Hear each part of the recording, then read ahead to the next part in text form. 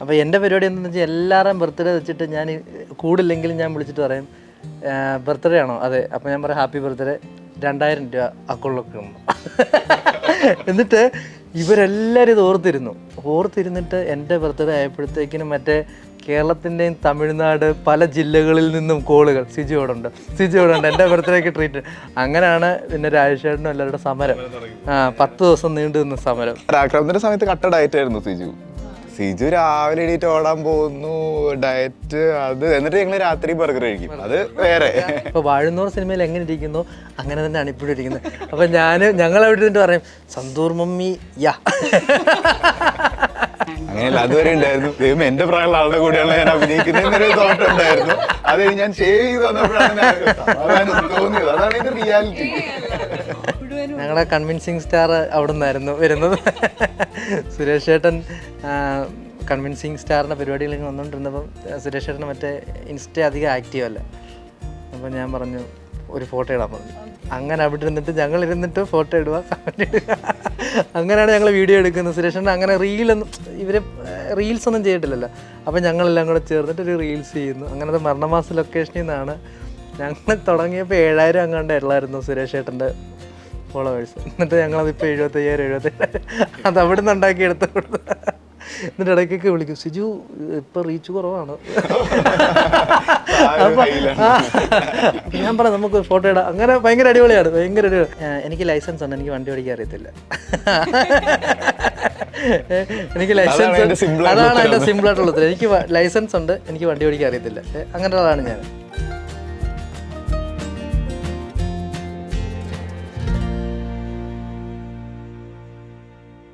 നമസ്കാരം. ഇന്ന് മീഡിയോനോടൊപ്പം ഉള്ളത് ദേവ് മോഹൻ, സംഗീത ആൻഡ് സിജു സണ്ണി. വെൽക്കം. നമ്മളിപ്പോൾ സംസാരിച്ചു തുടങ്ങുന്നത് പരാക്രമം എന്ന പുതിയ ചിത്രത്തെ കുറിച്ചാണ്. സോ വാഴയുടെ ഒരു ഹാങ് ഓവർ കഴിഞ്ഞ് നിൽക്കുമ്പോൾ തന്നെ ഓൾമോസ്റ്റ് അതേ ടീമുമായിട്ട് പരാക്രമവും വരുന്നു. എന്താണ് പരാക്രമം? എന്ത് പരാക്രമമാണ് കാണിച്ചത്? പരാക്രമം പെരുവലൊക്കെ തന്നെ എല്ലാം ഉണ്ട്, എല്ലാവരുടെയും ഉണ്ടാവും, എല്ലാവരുടെയും പരാക്രമം. അച്ഛൻ, മകൻ, അമ്മ, മകൻ, ഫ്രണ്ട്സ് എല്ലാവരുമായിട്ടുള്ള പരാക്രമങ്ങളുണ്ട്. കുറച്ചുകൂടെ വൈഡാണ്. ഒരു കംബാക്കിന് ശേഷം ഇപ്പം ബാക്ക് ടു ബാക്ക് സിനിമകൾ വരുന്നുണ്ട്. ലൈക്ക് ഒരുപാട് ഇതിന് ഇടയിൽ ആനന്ദ് ശ്രീബാല വരുന്നു, പരാക്രമം വരുന്നു. ഈ ആദ്യത്തെ ഷോട്ട് കംബാക്ക്, ലൈക്ക് ചാവേറിൽ ആദ്യത്തെ ഷോട്ട് വെച്ച സമയത്ത് പേടിച്ചു പോയി എന്ന് പറഞ്ഞിട്ടുണ്ട്. അപ്പൊ അതിനുശേഷം ഇപ്പോഴുള്ള ഒരു സിനിമ സെറ്റുകളോട് എത്രത്തോളം അഡാപ്റ്റ് ആയി? ഇപ്പൊ കുറച്ചൊക്കെ അഡാപ്റ്റ് ചെയ്തിട്ടുണ്ട്. പിന്നെ ഇപ്പൊ പേടിക്കും എന്ന് എനിക്കറിയാം. So I am prepared to be ഇപ്പോഴും അങ്ങനെയാണ്, നോ റിഹേഴ്സൽസ്. സോ ഞാൻ അങ്ങനെ പ്രാക്ടീസ് ചെയ്ത് വിത്ത് റിഹേഴ്സൽസ് ആണ്. ഇപ്പൊ അതില്ലല്ലോ. So I am getting along slowly. Okay. പുതിയ ടേംസ് ഒക്കെ ഭയങ്കര ലൈക്ക് സ്ട്രേഞ്ച് ആയിട്ട് തോന്നിയിട്ടുണ്ട് എന്ന് പറഞ്ഞിരുന്നു. അതിനോടൊക്കെ യൂസ്ഡ് ആയിട്ട് slowly I am getting along. ഈ മോണിറ്ററിൽ പോയിട്ട് നമ്മളുടെ ഷോട്ട് ഇമ്മീഡിയറ്റ്ലി കാണുക, അതൊക്കെ I am getting along now.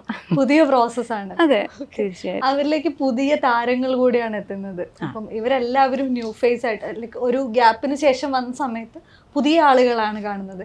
ഇവരുമായിട്ടുള്ള ഒരു ഇന്ററാക്ഷൻ, ആ ഒരു സെറ്റ് എങ്ങനെ ഉണ്ട്? അതെ, അപ്പോൾ വർക്ക് ചെയ്യുമ്പോഴും നമ്മളെപ്പോഴും എല്ലാം സെയിം കോമ്പിനേഷൻ ആയിരിക്കില്ല. നമ്മൾ ഫ്രഷ് ആയിട്ട് ആൾക്കാർ കാണും. പക്ഷെ ഇപ്പോൾ ഇവർ എന്നെക്കാളും യങ് ആണ്.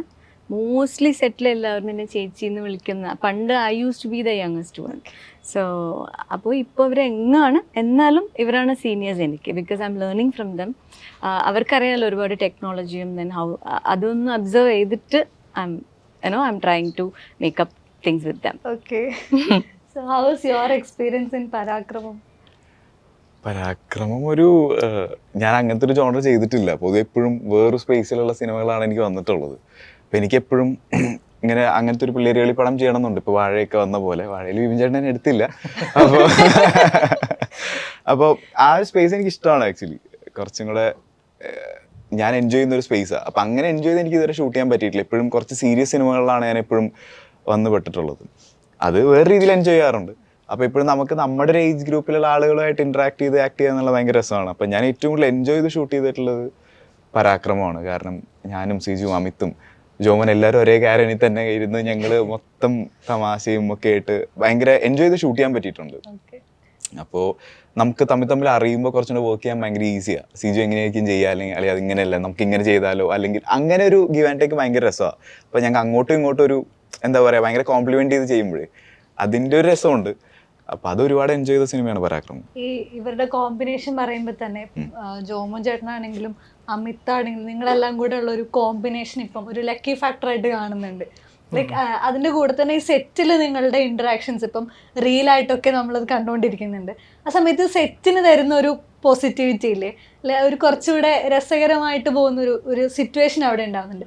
അത് ഈ അഭിനയത്തിന് എത്രത്തോളം ബൂസ്റ്റ് ചെയ്യുന്നുണ്ട്? നമുക്ക് പേടി കാണത്തില്ല. കാരണം ഇപ്പം ഷൂട്ട് കഴിഞ്ഞാലും എല്ലാവരും ഒരുമിച്ച് നടക്കുന്നു, ഫ്രെയിമിലാണ്. മാം ഒഴിച്ച് കഴിഞ്ഞ് കഴിഞ്ഞാൽ ബാക്കി ഞങ്ങളെല്ലാവരും കുറെ കാലമായിട്ട് ഒരുമിച്ചാണ്. കാരണം ഇപ്പം ഞാനും ജോമോനും അമിതാണെങ്കിൽ ഗുരുവായൂരിലുണ്ട്, വാഴയിലുണ്ട്, പരാക്രമം. അപ്പം ഞങ്ങൾ തമ്മിൽ ഓൾറെഡി ഇപ്പം റൂമാണെങ്കിൽ പോലും നമുക്ക് സെപ്പറേറ്റ് റൂം ഉണ്ടെങ്കിൽ പോലും കിടന്നുറങ്ങുന്നത് അവന്മാരുടെ റൂമിലായി. രാവിലെ എഴുന്നേറ്റിട്ട് അങ്ങനെയാണ് എല്ലാവരും അങ്ങനെ ആയി തുടങ്ങി. അതെ, ഇപ്പം പ്രോസസ്സ് ഒരുപോലെയാണ്. ഡയറ്റ് എടുക്കുമ്പോഴും 3 കൂടെ ഒരുമിച്ചായതുകൊണ്ട് 3 പേർക്ക് ഒരേ രീതിയിലാണ് ഡയറ്റ് എടുക്കുന്നത്. അപ്പം അങ്ങനെ ഒരു ഇതൊന്നും ഇല്ല. പിന്നെ ദേവിനെ പറ്റി പറയുകയാണെങ്കിൽ ദേവിൻ്റെ ആദ്യം ഭയങ്കര ഇപ്പം ഈ പ്രൊജക്റ്റ് കമ്മിറ്റ് ആവുന്നതിന് മുമ്പ് ദേവ്മോഹനാണ് നായകൻ എന്ന് പറഞ്ഞു. അപ്പം പലരും പറഞ്ഞു ദേവ് ഭയങ്കര ജാടയാണെന്നാണ് കേട്ടിട്ടുള്ളത്. അത് മോസ്റ്റ്ലി ദേവ് മറ്റേ തെലുങ്ക് അവിടെ സമന്തയുടെ കൂടെ അഭിനയിക്കുന്നു. സമന്തയുടെ ഭയങ്കര ജാടയാണ്, ഓനെ ഭയങ്കര ജാടയാണ് ആ മോഡിൽ. അപ്പം ഞങ്ങൾക്കും ഒരു മടി, കാരണം അതുവരെ ഇല്ലാത്തൊരു പുതിയൊരാളാണ് വരാൻ പോകുന്നത്. പക്ഷെ ദേവ് ഭയങ്കര അടിപൊളി, ഭയങ്കര അടിപൊളി. ഞങ്ങൾ എപ്പോഴും പറയും അതേപോലെയല്ല, അടിപൊളിയാണ്. വെച്ചാൽ നമുക്ക് സംസാരിക്കാനാണെങ്കിൽ ദൈവ് നമ്മോടും വന്നിച്ചിങ്ങനെ ദൈവ് എപ്പോഴും തെലുങ്ക് പടത്തിൻ്റെ എക്സ്പീരിയൻസുകളും ഡയലോഗുകൾ പഠിക്കുന്നതിനെ പറ്റിയൊക്കെ പറയുമ്പോൾ നമുക്കതൊരു പുതിയ എക്സ്പീരിയൻസ് ആണ്. അപ്പോൾ ദൈവം അടിപൊളിയാണ്. മാമിനെ പറ്റി പറഞ്ഞെങ്കിൽ നേരെ ഉൾട്ടയാണ്. ഇപ്പോൾ വാഴുന്നോർ സിനിമയിൽ എങ്ങനെ ഇരിക്കുന്നോ അങ്ങനെ തന്നെയാണ് ഇപ്പോഴും ഇരിക്കുന്നത്. അപ്പോൾ ഞങ്ങളവിടെ പറയും സന്തൂർ മമ്മി യാ. കാരണം വാഴുന്നവരാണെങ്കിലും ഇപ്പം ക്രൈം അതിനകത്തൊക്കെ മാം അതുപോലെ തന്നെ ഇരിക്കുന്നു. പിന്നെ ഈ സീനിയറായ ആൾക്കാർ ഇപ്പം മാമിൻ്റെ കൂടെ രഞ്ജി പണിക്കർ സാറിൻ്റെ കൂടെ ഒക്കെ അഭിനയിക്കുമ്പോൾ നമുക്കൊരു പേടിയുണ്ട്. ഞങ്ങൾ തമ്മിൽ ഡയലോഗ് പറയുന്ന പോലെ അല്ലല്ലോ. അതാണെങ്കിൽ ആ ഒരു പേടി എപ്പോഴും ഉണ്ട്. അത് എന്തായാലും ഉണ്ട്. പക്ഷെ അടിപൊളിയാണ്. നേരെ ഇങ്ങോട്ടാണ്, ഞാൻ പേടിച്ചിട്ടാണ് സിജുവിന്റെ കൂടെ ഒക്കെ വർക്ക് ചെയ്യണത്. വലിയ ഡയലോഗ്സ് ഒക്കെ പറയുമ്പോ എനിക്ക് പേടിയാണ്. മാമിനോടൊക്കെ നമുക്ക് ഇപ്പൊ നോർമലി ഇപ്പം ദേവിനോട് ഞാൻ ഡയലോഗ് പറയുമ്പോൾ അത് ഫ്രണ്ട്സ് നമ്മൾ ഇതിപ്പം കുറച്ച് ഇമോഷൻസ് ഒക്കെ ഉള്ള ഡയലോഗുകളൊക്കെയാണ്. അപ്പൊ അതൊന്നും അധികം ചെയ്തിട്ടൊന്നുമില്ല. അപ്പൊ അതൊക്കെ നമ്മളിങ്ങനെ ഈ പാളിക്കഴിഞ്ഞ് ഇനി എങ്ങനെ അടുത്ത ടേക്ക് ഇവരുടെ അടുത്താണെങ്കിൽ എത്ര ടേക്ക് നമുക്ക് പ്രശ്നമില്ല. ശരിയായാലും നമ്മളത് പാളിക്കും പോകാനായിട്ട്. മാമിന് തിരിച്ചത് എങ്ങനെയായിരുന്നു ഇവരുടെ അടുത്ത് നിൽക്കുമ്പോൾ ഇവരുടെ ഒരു പ്രോസസ്സ്? ഞാൻ ഇനിഷ്യലി ഒരു ചെറിയ ഡബിൾ മൈൻഡഡ് ആയിരുന്നു. അയ്യോ എങ്ങനെ ഉണ്ടാവോ നമ്മൾ പോയിട്ട് വർക്ക് ചെയ്യാൻ. പിന്നെ ദേവിൻ്റെ ശാകുന്തളം കണ്ടിട്ട് ഒരു ഭയങ്കര ഒരു ഇമേജ് അല്ലേ, അപ്പം അയാൾക്ക് അമ്മയായിട്ട് അഭിനയിക്കണമല്ലോ പറഞ്ഞിട്ട് I was thinking first shot കഴിഞ്ഞിട്ട് ഞാൻ പറഞ്ഞു you Dev you very sweet, ഭയങ്കര സോഫ്റ്റ് ആണ് കേട്ടോ. അപ്പോൾ എനിക്ക് ഐ വാസ് സോ ഹാപ്പി. അപ്പോൾ ഞാൻ പറഞ്ഞില്ലേ I M convinced now. First shot കഴിഞ്ഞിട്ട് ഞാൻ പറഞ്ഞു ഐ എം കൺവിൻസ്ഡ്. അതുവരെ ഉണ്ടായിരുന്നു ദൈവം എന്റെ പ്രായമുള്ള ആളുടെ കൂടെയാണ് ഞാൻ അഭിനയിക്കുന്നതെന്നൊരു തോട്ട് ഉണ്ടായിരുന്നു. അത് ഞാൻ ഷേവ് ചെയ്ത് വന്നപ്പോഴാണ് തോന്നിയത്. അതാണ് ഇതിന്റെ റിയാലിറ്റി. അത് ഇതില് വേറെ ഒരു ഗെറ്റപ്പാണ് അല്ലേ? നമ്മള് ഇതിൽ എന്നെ അങ്ങനെ ക്ലീൻ ഷേവ് ചെയ്ത് കണ്ടിട്ടില്ലല്ലോ. ഒരു കോളേജ് ഫസ്റ്റ് ഇയർ ആണ് ഞങ്ങളൊക്കെ, ഞങ്ങളുടെ ഈ ടീം മൊത്തം ഫസ്റ്റ് ഇയർ കോളേജിൽ ജോയിൻ ചെയ്യുന്നത്. അപ്പൊ ഒരു 18 ഒക്കെയാണ് നമ്മൾ ഉദ്ദേശിച്ചിരിക്കുന്ന ഒരു പ്രായം. പക്ഷെ സിജു ചേട്ടൻ ഹാസ് ഓൾറെഡി പ്രൂവ്ഡ് അത്. വാഴയിൽ വന്നിട്ട് ഏത് ഏജ് ആണെങ്കിലും പറ്റുമെന്നുള്ളത്. അത് പരാക്രമത്തിന്റെ സമയത്ത് കട്ട ഡയറ്റ് ആയിരുന്നു സിജു രാവിലെ എണീറ്റ് ഓടാൻ പോകുന്നു, ഡയറ്റ് അത്. എന്നിട്ട് ഞങ്ങള് രാത്രി ബർഗർ കഴിക്കും. നമ്മള് ഷൂട്ട് ചെയ്ത തൃശ്ശൂർ അവിടെ ഭയങ്കര ബർഗറിന് എന്താ പ്രത്യേകത ഉണ്ടെന്ന് തോന്നുന്നു. കാരണം നമ്മൾ നിൽക്കുന്ന സ്പോട്ടിൽ ഇരിഞ്ഞാൽ നമ്മള് വെസ്റ്റ് ഫോർട്ടിലായിരുന്നു, ബർഗർ കട കൂടുതലാ. അപ്പൊ ഞാൻ മറ്റേ ഡയറ്റ് ഒക്കെ എടുത്തിട്ട് എന്നാ ബർഗർ കഴിക്കാൻ പോകും. പിന്നെ ഞങ്ങൾ അങ്ങനെ ഡെഡിക്കേറ്റഡ് ആയിട്ട് ഡയറ്റ് എടുക്കുന്ന ആളാണോ സിജു? ആ പടത്തിന് വേണ്ടിയിട്ട് എടുക്കും. പടത്തിന് വേണ്ടിയിട്ട് എന്ത് പരിപാടികളും പിടിക്കും. ഇപ്പൊ പക്ഷേ പ്രശ്നമായി തുടങ്ങി. ഇപ്പം പലരും വഴക്ക് പറയാൻ തുടങ്ങി. കാരണം അൺഹെൽത്തി ആയിട്ടാണ് ഞാൻ പെട്ടെന്ന് വണ്ണം 1 മാസം കൊണ്ടൊക്കെ കുറയ്ക്കാനൊക്കെ പറയും. അപ്പൊ ഞാൻ അപ്പൊ പറഞ്ഞു ഇനി അങ്ങനെ ചെയ്യല്ലേ എന്നൊക്കെയുള്ള രീതിയിൽ ഇപ്പൊ കുറച്ചുകൂടെ ഒക്കെ ശ്രദ്ധിക്കാൻ തുടങ്ങിയിട്ടുണ്ട്. നേരത്തെ പറഞ്ഞ പോലെ ആദ്യത്തെ സിനിമയിൽ വരുന്നത് അതിഥി റാവുവിന്റെ ഓപ്പോസിറ്റ് ഹീറോ ആയിട്ടാണ്. അത് കഴിഞ്ഞ് ശാകുന്തളത്തിലേക്ക് സാമന്തയുടെ ഓപ്പോസിറ്റ് ആയിട്ടാണ് വരുന്നത്. ഈ നമ്മള് എന്താ പറയുക ഹയർ സ്റ്റാർസ് നമ്മൾ തന്നെ ലേബിൾ ചെയ്ത് വെച്ച് ഒരുപാട് ആക്ട്രസിന് ഒപ്പം എക്സ്പീരിയൻസ് ഉണ്ടാവുന്നു. ഇത് ലൈക്ക് ഒരു ആക്ടറിനെ മോൾഡ് ചെയ്യാനായിട്ട് ഒരുപാട് ഗിവ് ആൻഡ് ടേക്സ് അതിൽ വന്നിട്ടുണ്ടാവുമല്ലോ. അങ്ങനെ ഉണ്ടായിട്ടുള്ള ഒരു ബെസ്റ്റ് എക്സ്പീരിയൻസ് ഷെയർ ചെയ്യാനുള്ള എന്തായിരിക്കും? അല്ല, ഓരോ ആക്ടേഴ്സും ഡിഫറെൻ്റ് ആയിട്ടുള്ള ഹോസ്പിറ്റലിൽ വർക്ക് ചെയ്യുന്നവരാ. അപ്പോൾ ഓഫ്കോഴ്സ് നിങ്ങൾ പറഞ്ഞ പേരുകൾ ഇവൻ രശ്മിക ഉണ്ട് അതിൽ. ഇവരൊക്കെ സ്റ്റാർസ് ആണ്, കാരണം വാല്യൂ ഉള്ള മാർക്കറ്റിലേക്ക് ആളുകളെ കൊണ്ടുവരാൻ കഴിവുള്ള സ്റ്റാർസ് ആണ്. സോ അവരോട് വർക്ക് ചെയ്യുമ്പോൾ വേറൊരു വേയിലാണ് വർക്ക് ചെയ്യുന്നത്. കുറച്ചും കൂടെ നമ്മൾ സീരിയസ് ആയിരിക്കും, കുറച്ചും കൂടെ നമുക്ക് കുട്ടിക്കളി അത്ര പറ്റുമെന്ന് എനിക്കറിയില്ല. പക്ഷെ നമ്മുടെ ഒരു ടീമിൻ്റെ കൂടെ വർക്ക് ചെയ്യുമ്പോൾ കുറച്ചും കൂടെ ഫ്രീഡം ഉണ്ടെന്ന് എനിക്ക് തോന്നിയിട്ടുണ്ട്. അപ്പോൾ നേരത്തെ സിജു പറഞ്ഞ മാതിരി മാമിനോട് വർക്ക് ചെയ്യുമ്പോൾ ഒരു കറക്റ്റായിട്ട് പോകണം, നമ്മൾ കുറച്ചുകൂടെ ഒന്ന് കോൺഷ്യസ് ആവുമല്ലോ. പക്ഷെ അവരൊക്കെ ഭയങ്കര കംഫർട്ടബിൾ ആണ് വർക്ക് ചെയ്യാനായിട്ട്. എല്ലാവരും നമ്മൾ എത്ര ഇപ്പൊ അതിഥി എന്നോട് പറഞ്ഞിട്ടുണ്ട് ഫസ്റ്റ് ഫിലിമാണ്, അപ്പോൾ പുതിയൊരാൾ, അത് മലയാളിയും കൂടിയല്ല, അപ്പൊ നമുക്ക് നമ്മുടെ ലാംഗ്വേജിൽ കമ്മ്യൂണിക്കേറ്റ് ചെയ്യാൻ പറ്റുന്നില്ല. അപ്പൊ എന്നോട് പറഞ്ഞു take your time, even if you are going for 40 takes I am there എന്ന് പറഞ്ഞിട്ടുണ്ട്. അപ്പൊ അവരും എല്ലാവരും ഒന്നൊന്ന് തുടങ്ങിയ ആളുകളാണല്ലോ, അപ്പൊ അവർക്കും അറിയാം നമ്മൾ എങ്ങനെയാണ് ഇത് ഫേസ് ചെയ്യുന്നതെന്ന്. സാം ആണെങ്കിൽ തെലുഗു എനിക്ക് ഒരു വാക്ക് പോലും അറിയായിരുന്നില്ല. അപ്പോൾ ഞാനിപ്പോഴും ഈ ഡയലോഗ് പേപ്പർ ഇങ്ങനെ പഠിച്ചുകൊണ്ടിരിക്കുക. മലയാളത്തിൽ അങ്ങനെ ചെയ്യാറില്ല, കാരണം നമ്മുടെ ഭാഷയായതിൻ്റെ ഒരു ഫ്രീഡം ഉണ്ടല്ലോ. സോ അപ്പോൾ എന്നോട് എപ്പോഴും പറയും സ്റ്റിക്ക് ടു യുവർ ലൈൻസ്. അപ്പോൾ എത്ര സമയം വേണമെങ്കിൽ എടുത്തു, അല്ലെങ്കിൽ അതിന് ടെൻഷനായി കഴിഞ്ഞാൽ നമുക്ക് ഒരു ലൈൻ പോലും പറയാൻ പറ്റില്ല. പ്രത്യേകിച്ച് നമ്മുടെ ഭാഷയും കൂടിയല്ല, നമുക്ക് കയ്യിൽ നിന്നെടുത്ത് ഒരു വാക്ക് പോലും പറയാൻ അറിയില്ല. അപ്പോൾ ഇവരൊക്കെ കൃത്യമായിട്ട് നമ്മളെ എങ്ങനെയാണ് പ്ലേസ് ചെയ്യുന്ന അറിഞ്ഞ് സപ്പോർട്ട് ചെയ്യുന്ന ആളുകളാണ്. പക്ഷെ നമ്മുടെ ലാംഗ്വേജിൽ വർക്ക് ചെയ്യുമ്പോൾ കുറച്ചും കൂടെ എൻജോയ് ചെയ്യാൻ പറ്റും, കുറച്ചല്ല വളരെയധികം എൻജോയ് ചെയ്യാൻ പറ്റും. അപ്പോൾ അത് ഏറ്റവും കൂടുതൽ ഞാൻ എക്സ്പീരിയൻസ് ചെയ്തത് പിന്നെ ഇവരുടെ റീലിന്റെ ക്യാമറാമാൻ ഞാനാണ്. ഞാൻ ഇതുവരെ റീല് അങ്ങനെ ചെയ്തിട്ടില്ല. അപ്പൊ സിജുവും അമിത്തും ജോമോനും ഇരുന്ന് റീൽ ചെയ്യുമ്പോ ഞാനാണ് അതിന്റെ ബാക്കിൽ നിന്ന് വീഡിയോസ് എടുത്തുകൊണ്ടിരിക്കുന്ന ആള്. ഭയങ്കര രസമാണ് ആ എക്സ്പീരിയൻസ്. ആക്ച്വലി നിങ്ങൾ അവിടെ സെറ്റിൽ ഇരുന്ന് ക്യൂറേറ്റ് ചെയ്യുന്നതാണോ ഇതൊക്കെ? സെറ്റിൽ, കാരണം നമ്മളിത് ചെയ്തിട്ട് വന്നതായതുകൊണ്ട് തന്നെ ഇപ്പൊ കുറെ കാലമായി ചെയ്യാം. ഇപ്പൊ പടത്തിന്റെ ലുക്കൊക്കെ ഉള്ളതുകൊണ്ട് ഓരോ പടത്തിനും ഓരോ ഗെറ്റപ്പായാണ്, നമുക്ക് അധികം ചെയ്യാൻ പറ്റത്തില്ല. പക്ഷെ പരാക്രമം വന്നപ്പോൾ വീണ്ടും ഞങ്ങളെല്ലാം വീണ്ടും വന്നപ്പോൾ നമുക്ക് വന്നാൽ പിന്നെ ചെറിയ രീതിയിലൊക്കെ ചെയ്യാന്നൊക്കെയുള്ള രീതിയിൽ പിടിച്ച് ചെയ്യാൻ നോക്കി. അങ്ങനെ ചെയ്യുന്നതാണ്. ഈ പരാക്രമത്തിലേക്ക് എത്തുമ്പം ഏത് തരത്തിലുള്ളൊരു അമ്മയാണ് പരാക്രമത്തിൽ വരുന്നത്? ഒരു സ്ട്രോങ് ഇൻഡിപെൻഡൻറ്റ് ലേഡിയാണ്. She won't refuse to compromising, അങ്ങനത്തെ ഒരു ലേഡിയാണ്. പക്ഷെ എന്തായാലും അമ്മയല്ലേ. അപ്പോൾ മകൻ്റെ ഒരു അച്ചീവ് ചെയ്യണം, അത് മോട്ടിവേറ്റ് എങ്ങനെയാണ് ചെയ്യണമെന്ന് എല്ലാ അമ്മമാരും അവരൊരു സ്റ്റേറ്റിലുണ്ടാവുമല്ലോ, അങ്ങനത്തെ ഒരു. ഓക്കെ. ഈ ചാവേറിൽ വന്ന സമയത്താണെങ്കിലും വളരെ സ്ട്രോങ് ആയിട്ടുള്ള ഭയങ്കര അസേർട്ടീവ് ആയിട്ടുള്ള ഒരു ടീച്ചറാണ് അവിടെ. ദേവി ടീച്ചർ വരുന്നത് ഭയങ്കര അസേർട്ടീവാണ്. അവരുടെ അടുത്തേക്ക് ഒരാൾക്കൊരു ഒന്നും പറഞ്ഞ് കൺവിൻസ് ചെയ്യാൻ പറ്റാത്ത അത്രയും സ്ട്രോങ് ആവുന്നുണ്ട് അവർ. അവിടെ നിന്നും ഈ ഒരു അമ്മയിലേക്ക് എത്തുമ്പം തോന്നിയിട്ടുള്ള മാറ്റങ്ങൾ എന്തൊക്കെയാണ്? ഇത് കുറച്ച് ലൈറ്റ് ഹാർട്ടഡ് ആയിട്ടുള്ള അമ്മയാണ്, സ്ട്രോങ് തന്നെ, ബട്ട് നോട്ട് ദാറ്റ് ബേസ്. അത് ഭയങ്കര ഒരു അതിൻ്റെ ആർക്ക് എൻറ്റയർലി ഡിഫറെൻറ്റ്. ഒരു റിബല്യസ് ഒരു ലേഡി ആയിട്ടാണല്ലോ അത് ചാവേറിൽ. ഇതൊരു നമ്മൾ ഇപ്പോൾ കാണുന്ന ഒരുപാട് മദേഴ്സ് ഉണ്ടല്ലോ, സ്ട്രോങ് ഇൻഡിപെൻഡൻറ്റ് മദേഴ്സ്, അങ്ങനത്തെ ഒരു അമ്മയാണ്. എന്നാലും മകൻ്റെ ഒരു ഈ ഹാർട്ട് ബ്രേക്സും ഡിസപ്പോയിൻമെൻറ്റ്സും ഒക്കെ സഹിക്കാൻ വയ്യാതെ യുനോ, അപ്പം അത് എങ്ങനെ ബാലൻസ് ചെയ്യണം എന്ന് അഡ്ജസ്റ്റ് ചെയ്യുന്ന ഒരു മോം അല്ലേ? ഇപ്പം ഈ വാഴയിലാണെങ്കിലും ഈ പാരന്റിങ്ങിനെ കാര്യമായിട്ട് അവർ വിമർശിക്കുന്നുണ്ട്, അതേസമയം അവരോട് എമ്പതൈസ് ചെയ്യുന്നുണ്ട്. അപ്പം വാഴയുടെ ഒരു പാറ്റേണിലേക്ക് വന്നാൽ അങ്ങനെയാണല്ലോ, ഈ പാരൻസ് എങ്ങനെയാണ് ആളുകളോട് ഡീൽ ചെയ്യേണ്ടത് എന്നുള്ളതിനെ പറ്റി സംസാരിച്ചു പോകുന്നുണ്ട്.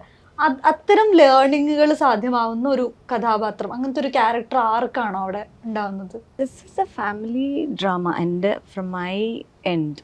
അപ്പോൾ ഇത് ആക്ച്വലി ഇത് ആദ്യം എനിക്ക് ഇത് അട്രാക്റ്റായ ഒരു പോയിന്റ് വന്നിട്ട് bullied child waits to become a man എന്ന് പറഞ്ഞു. അപ്പം അതിൻ്റെ ഒരു എന്താ, നമ്മൾ ഒരുപാട് നല്ല മലയാളം മൂവീസൊക്കെ കാണുമ്പോൾ ഞാൻ കുറേ കാലമായിട്ട് വെറുതെ ഓഡിയൻസ് ആയിട്ടല്ല കണ്ടത് പടങ്ങൾ. അപ്പോൾ ഇങ്ങനത്തെ ഒരു ബേസിലുള്ള പടങ്ങളൊക്കെ കാണുമ്പോൾ എനിക്കൊരു ആഗ്രഹം ഉണ്ടാവും, അയ്യോ ഈ പടത്തിൽ നമ്മൾ എന്തെങ്കിലും ഒന്ന് ചെയ്താലോ എന്ന് തോന്നൂലേ. അങ്ങനത്തെ ഒരു ലൈനായിട്ടാണ് എനിക്കത് തോന്നിയത്. അപ്പോൾ ഈ ബുള്ളീഡ് ചിൽഡ്രൻ അല്ലേ, അപ്പോൾ അത് ഇറ്റ് സോർട്ട് ഓഫ് തിങ് ഈ പടത്തിലുണ്ട്. അപ്പം സോ അങ്ങനെയാണ് I was attracted. When Arjun approached me, I loved that kind of bullied child would wait to become a man എന്ന് പറയുന്നത് something അല്ലേ. So that's how. ഈ ഇപ്പം ഓഡീഷനെക്കാട്ടിലും കൂടുതൽ സോഷ്യൽ മീഡിയ ആളുകളെ ഇൻഫ്ലുവൻസ് ചെയ്യുന്നുണ്ട്. ഇപ്പം സി ചേട്ടനാണെങ്കിലും ജോമോ ചേട്ടനാണെങ്കിലും ഇവരെല്ലാവരുടെയും ഒരു കരിയർ എടുത്തു കഴിഞ്ഞാൽ അതൊരു സോഷ്യൽ മീഡിയയിൽ നിന്നും ഒരുപാട് ആളുകളുടെ ഇൻഫ്ലുവൻസ് ഉണ്ടാക്കിയിട്ട് സിനിമയിലേക്ക് എത്തും, അവിടെ ഒരു സ്പേസ് ഉണ്ടാക്കുകയും ചെയ്യുന്നതാണ്. ഈ ഒരു പ്രോസസ്സിനെ ലൈക്ക് ഒരു ഓഡിയൻസ് ആയിട്ട് നിന്ന ഒരു സ്റ്റേജിൽ എങ്ങനെയായിരുന്നു കണ്ടിട്ടുണ്ടായിരുന്നു ഈ ഒരു മാറ്റം?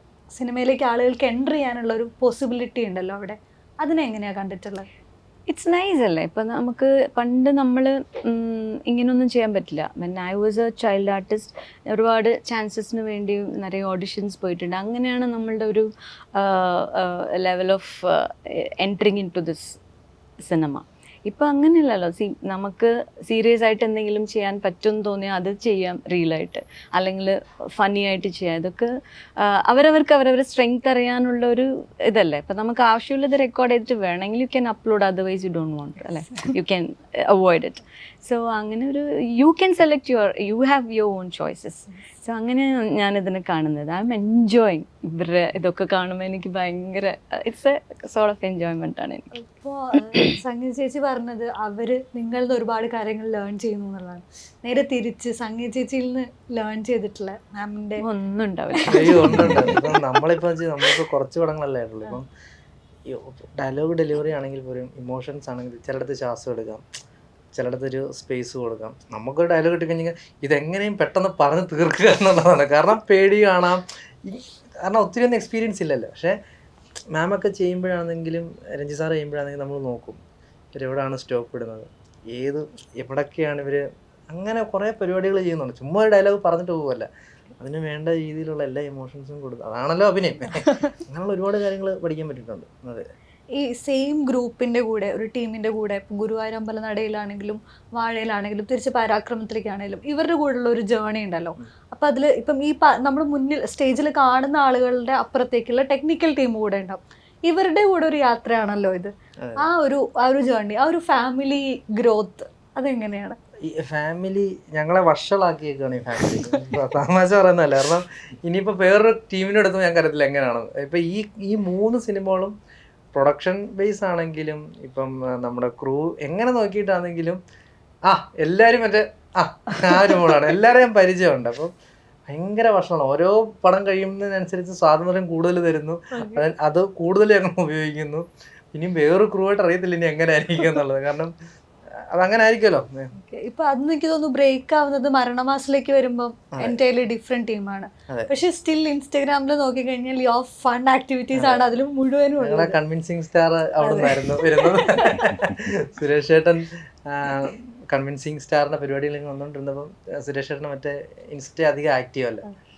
അപ്പം ഞാൻ പറഞ്ഞു ഒരു ഫോട്ടോ ഇടാൻ പറഞ്ഞു. അങ്ങനെ അവിടെ ഇരുന്നിട്ട് ഞങ്ങൾ ഇരുന്നിട്ട് ഫോട്ടോ ഇടുക, കമന്റ് ഇടുക, അങ്ങനെയാണ് ഞങ്ങൾ വീഡിയോ എടുക്കുന്നത്. സുരേഷൻ്റെ അങ്ങനെ റീൽസ് ഒന്നും ചെയ്തിട്ടില്ലല്ലോ. അപ്പം ഞങ്ങളെല്ലാം കൂടെ ചേർന്നിട്ട് ഒരു റീൽസ് ചെയ്യുന്നു. അങ്ങനത്തെ മരണമാസ ലൊക്കേഷനിൽ നിന്നാണ് ഞങ്ങൾ തുടങ്ങിയപ്പോൾ 7000 അങ്ങോട്ട് ഉള്ളായിരുന്നു സുരേഷ് ചേട്ടൻ്റെ ഫോളോവേഴ്സ്. എന്നിട്ട് ഞങ്ങളതിപ്പോൾ 75,000 അത് അവിടെ നിന്ന് ഉണ്ടാക്കി എടുത്തു.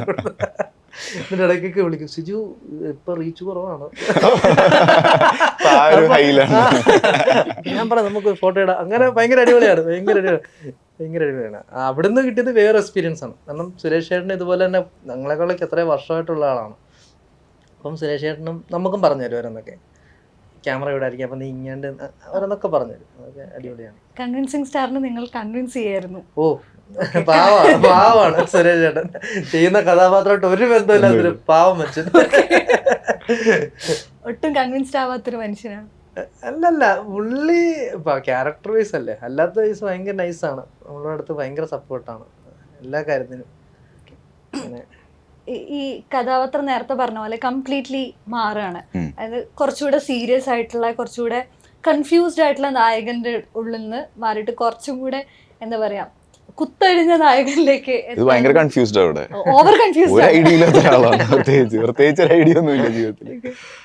എന്നാൽ കുറച്ചും കൂടെ ഏജിന്റെ ഒരു ഇതുണ്ടല്ലോ, ആ ഒരു 18-19 ഉള്ള നമ്മുടെ ഒരു കൺഫ്യൂഷനും നമ്മുടെ ഒരു വൾണറബിലിറ്റിയും ഈ ക്യാരക്ടറിനുണ്ട്. ഇപ്പൊ അമ്മയായിട്ടുള്ള ഇക്വേഷനിലാണെങ്കിലും നമ്മളിപ്പോഴും അമ്മമാരായിട്ടുള്ളൊരു ചെറിയ തല്ല് കൂടുമല്ലോ ആ ഒരു ഏജിലൊക്കെ. അതൊക്കെ ഭയങ്കരമായിട്ട് ഞങ്ങൾ തമ്മിലുണ്ട്. അച്ഛനോടൊരു ഇഷ്ടക്കൂടുതലുണ്ട്. ഫ്രണ്ട്സ് എന്ന് പറഞ്ഞാൽ അതിനപ്പുറത്തൊന്നുമില്ല. അപ്പൊ അങ്ങനത്തെ ഒരു ഇക്വേഷനിൽ പല ആയിട്ട് ഈ ക്യാരക്ടർ പോകുന്നത്. അതിന്റെ ഒരു കുത്തഴിഞ്ഞൊരു ജീവിതം തന്നെ ഉണ്ട് പരാക്രമത്തിൽ. ഈ ക്യാരക്ടറിലേക്ക് ഷിഫ്റ്റ് ആകുമ്പം അത് ലുക്ക് വൈസ് നമ്മൾ നേരത്തെ പറഞ്ഞു ആദ്യം തന്നെ ഫുൾ ക്ലീൻ ഷേവ് ആയിട്ടുള്ള വേറെ ഒരു ലുക്കാണ്. അതിന്റെ അപ്പുറത്തേക്ക് ഈ ഒരു ക്യാരക്ടറിലേക്ക് അഡാപ്റ്റ് ആവാനുണ്ടായിട്ടുള്ള പ്രോസസ്സ് എന്തെങ്കിലും ഉണ്ടായോ, അല്ല ഇവരുടെ കൂടെ ചേർന്നപ്പോഴേ അങ്ങനെ ആയി?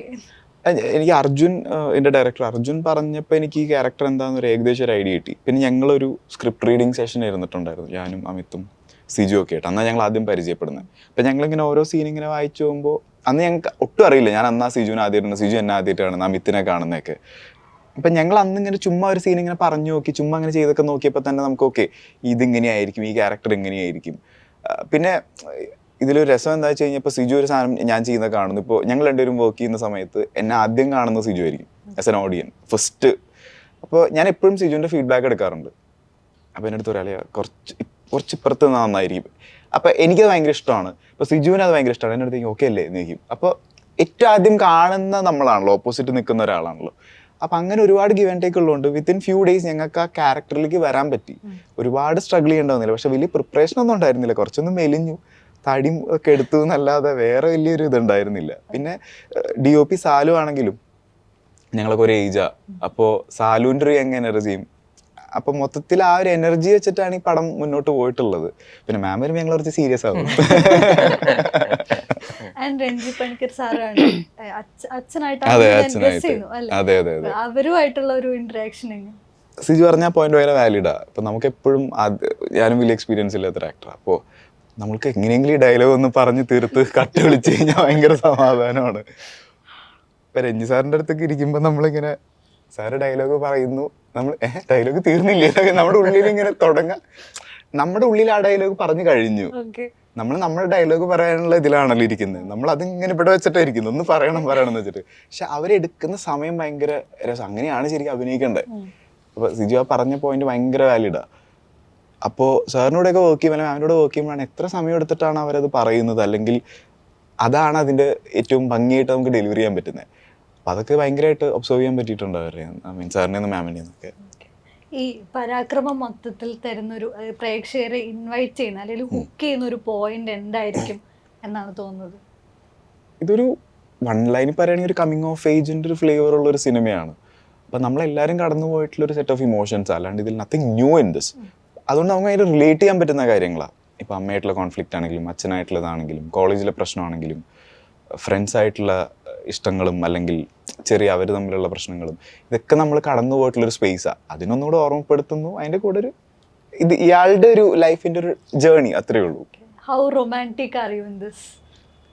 റൊമാൻസ് കുറച്ച് കുറവതില്ലല്ലേ സാധാരണത്തേക്കാളും.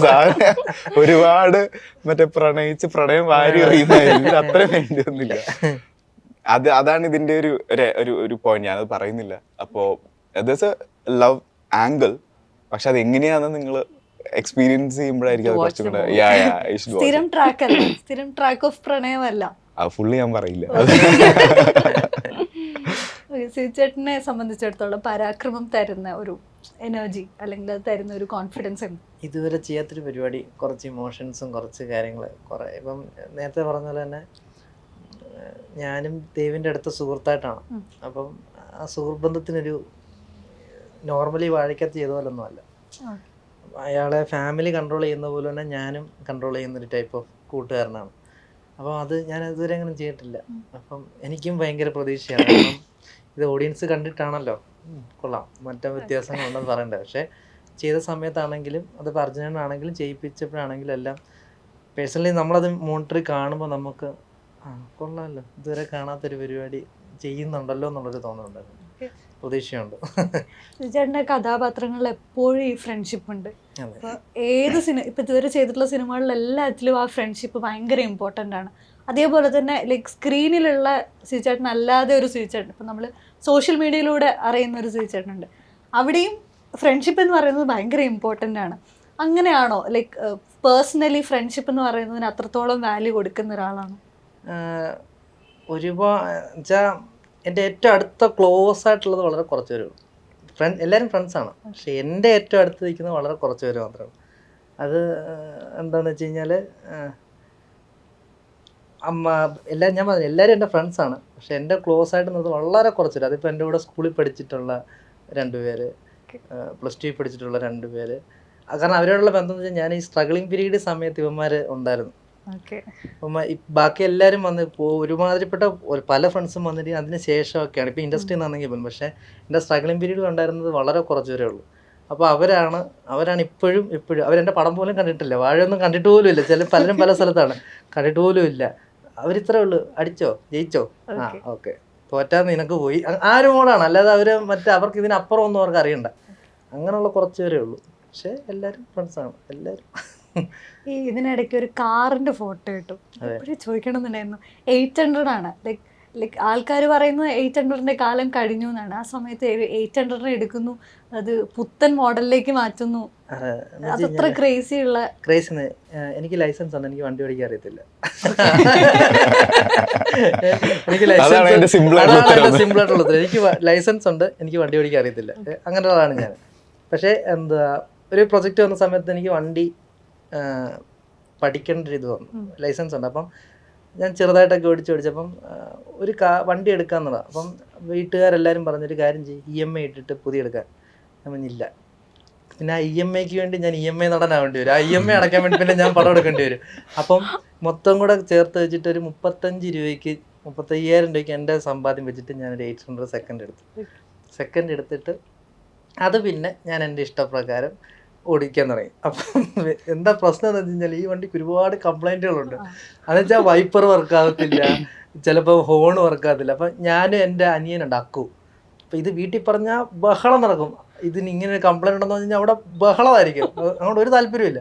അങ്ങോട്ട് ഞങ്ങൾ യൂട്യൂബിൽ കയറിയിട്ട് എല്ലാവരും പോയി കഴിയുമ്പോൾ വൈപ്പ് ഹൗ ടു എന്നിട്ട് നോക്കും. അപ്പോൾ അതിനകത്ത് കാണിക്കും വൈപ്പറിൻ്റെ ഈ മോട്ടർ കംപ്ലൈൻ്റ് ആണ്, അത് കംപ്ലൈൻ്റ് ആകുന്നതുകൊണ്ടാണ് വെള്ളം വരാത്തതെന്ന് കാണിക്കും. എന്നിട്ട് ഞങ്ങൾ ഈ വീഡിയോ വെച്ചിട്ട് അവിടെ ഒരു ആക്രിക്കടയുണ്ട്, അവിടെ 800 പൊളിക്കാൻ കുറേ ഇട്ടിട്ടുണ്ട്. അവിടെ ചെന്നുവെച്ച് ഈ പാർട്സ് ഒക്കെ നോക്കി ഞങ്ങൾ തന്നെ അവിടെ ഇളക്കും. എന്നിട്ട് അവിടെ ഒരു 200 രൂപ കൊടുത്താൽ മതി. വെളി ചിലപ്പോൾ അതിന് 600 രൂപ ആയിരിക്കും. ഇത് സെക്കൻഡ് ആണല്ലോ. അവിടെ നിർത്തുകൊണ്ട് ഞങ്ങൾ തന്നെ ഫിറ്റ് ചെയ്തിട്ട് അപ്പൊ ഞങ്ങൾ മറ്റേ മെക്കാനിക്ക് പോടാ കൊള്ളാം, ഓടിക്കാൻ അപ്പോഴും അറിയത്തില്ല.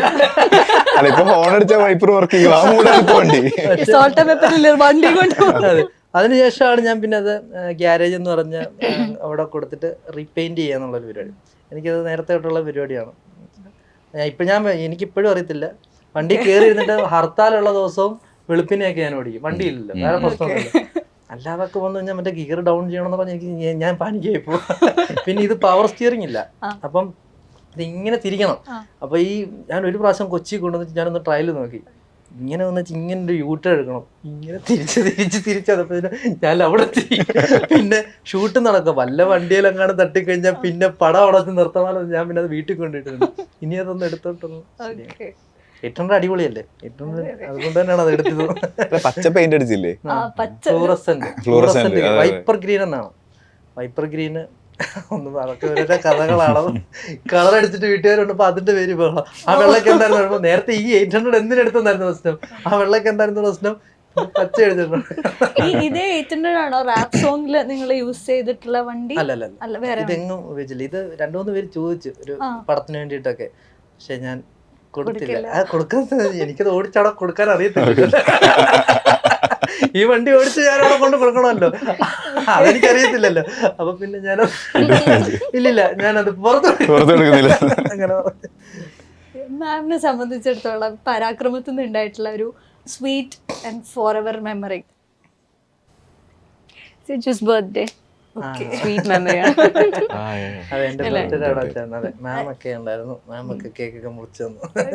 ജനറലി ബർത്ത്ഡേ ആകുമ്പോൾ നമുക്ക് ഏർലി ആയിട്ട് പറയുമല്ലോ എന്തെങ്കിലും ഒരു ഗിഫ്റ്റ് ഒക്കെ കൊടുക്കണ്ടേ. അന്ന് എനിക്ക് അപ്പോഴാണ് കേക്ക് കട്ടിങ് ഉണ്ടെന്ന് പറഞ്ഞു. കേക്ക് കട്ടിങ് ആർക്കാന്ന് ചോദിച്ചപ്പോൾ സിജുവിന് birthday. So I couldn't give him anything.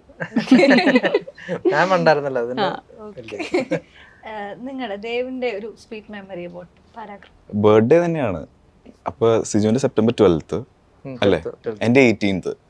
ഞാനിങ്ങനെ പ്ലാൻ ചെയ്തു, സിജു സെലിബ്രേറ്റ് ചെയ്തേ പറ്റിയതുകൊണ്ട് ഫുൾ സെറ്റപ്പ്. എന്നിട്ട് നമ്മുടെ ക്യാമറ ടീമിൽ ഒരു ഭാഷാബായ് ഉണ്ട്. ഭാഷാബായ് വെച്ചിട്ട് മട്ടൺ ബിരിയാണി ഉണ്ടാക്കാം എന്നുള്ള ഫുൾ പ്ലാനിങ്, സെറ്റിങ്, മട്ടൺ അത് 16-ാം തീയതി ഭയങ്കര മഴ കാരണം ഷൂട്ട് സ്റ്റോപ്പ് ചെയ്തു. ഞാൻ വീട്ടിലിങ്ങനെ ഇരിക്കുന്നു 18-ാം തീയതി എന്ത് ചെയ്യുന്ന ആലോചിച്ചിട്ട്. It was fun actually. എന്നിട്ട് ഭാഷ പോയി എന്നെ 19-ാം തീയതി നമുക്കിത് ചെയ്യണ്ടേ, ബർത്ത്ഡേ ഒക്കെ കഴിഞ്ഞു പോയി. എൻ്റെ ബർത്ത്ഡേക്ക് തന്നെ വേറെ പ്രത്യേകതയുണ്ട്. ഈ മരണമാസിൽ എൻ്റെ അടുത്ത ബർത്ത്ഡേ മരണമാസമായിരുന്നു. അപ്പം എന്നെ കൊണ്ട് ചെലവ് ചെയ്യിപ്പിക്കണമെന്ന് പറഞ്ഞു. അതാണോ സമരത്തിന്റെ സമരം. അപ്പൊ എന്റെ പരിപാടി എന്താണെന്ന് വെച്ചാൽ എല്ലാവരും ബർത്ത്ഡേ വെച്ചിട്ട് ഞാൻ കൂടില്ലെങ്കിലും ഞാൻ വിളിച്ചിട്ട് പറയും ബർത്ത്ഡേ ആണോ, അതെ, അപ്പൊ ഞാൻ പറയാം ഹാപ്പി ബർത്ത്ഡേ, 2000 രൂപ അക്കൗണ്ടിലൊക്കെ ഉണ്ട്. എന്നിട്ട് ഇവരെല്ലാരും ഇത് ഓർത്തിരുന്നിട്ട് എൻ്റെ ബർത്ത്ഡേ ആയപ്പോഴത്തേക്കിനും മറ്റേ കേരളത്തിന്റെയും തമിഴ്നാട് പല ജില്ലകളിൽ നിന്നും കോളുകൾ സിജുവോടുണ്ട് എൻ്റെ ബർത്ത്ഡേക്ക് ട്രീറ്റ്. അങ്ങനെയാണ് പിന്നെ രാജേഷേട്ടനും എല്ലാവരുടെ സമരം തുടങ്ങിയത്. 10 ദിവസം നീണ്ടു നിന്ന സമരം. അവസാന സമരം പൊളിഞ്ഞു. ട്രീറ്റ് കൊടുത്തു. എന്നിട്ട് സുരേഷേട്ടൻ സുരേഷേട്ടൻ ട്രീറ്റ് ചെയ്തു. എന്നിട്ട് ഞാൻ ആ പൈസയും കൊടുത്തിട്ടില്ല. നേരത്തെ പറഞ്ഞ പാവം മനുഷ്യനാണ്. അല്ല, വേറെ പരാക്രമത്തില് ഞങ്ങള് ട്രീറ്റ് ചെയ്യിപ്പിക്കാത്ത ആരുമില്ല. അവിടെ ജൂനിയർ ആർട്ടിസ്റ്റിനെ കൊണ്ടുവരെ ഞങ്ങൾ ബർഗർ കിങ് കൊണ്ടുവരുന്നത്. ഒരു ഡയലോഗ് പറയാൻ വരെ വന്നവരൊക്കെ ഉണ്ട്. എനിക്ക് കിട്ടില്ല. നമ്മളിതൊരു റിലീസിന് ഒരു ഡയലോഗ് പറഞ്ഞ ആളെ വരെ ഞങ്ങൾ കൊണ്ടുപോയി ട്രീറ്റ് ചെയ്യിപ്പിച്ചിട്ടുണ്ട്. സോ അടുത്ത ദിവസം പരാക്രമം തിയേറ്ററിലേക്ക് എത്താണ്. ഈ പറഞ്ഞ നമ്മളിപ്പോ ഇത്രയും നേരം പറഞ്ഞ ഈ ഫൺ മോഡ് അത് കാണുന്ന പ്രേക്ഷകരിലേക്കും ഉണ്ടാവട്ടെ. ഒരു വലിയ വിജയമായിട്ട് പരാക്രമം മാറട്ടെ. ഒരു ഹിറ്റായിട്ട് മലയാള സിനിമയിലേക്ക് മറ്റൊന്നുകൂടെ ഉണ്ടാവട്ടെ. Thank you so much. തീർച്ചയായിട്ടും 22 നവംബർ തിയേറ്ററിൽ ഞങ്ങൾക്ക് സ്പോട്ടിൽ കിട്ടിയ എല്ലാ വൈബ്സും തിയേറ്ററിൽ വരുന്ന ആൾക്കാർക്ക് കിട്ടും. We are expecting that. Yes. Thank you so much. Thank you.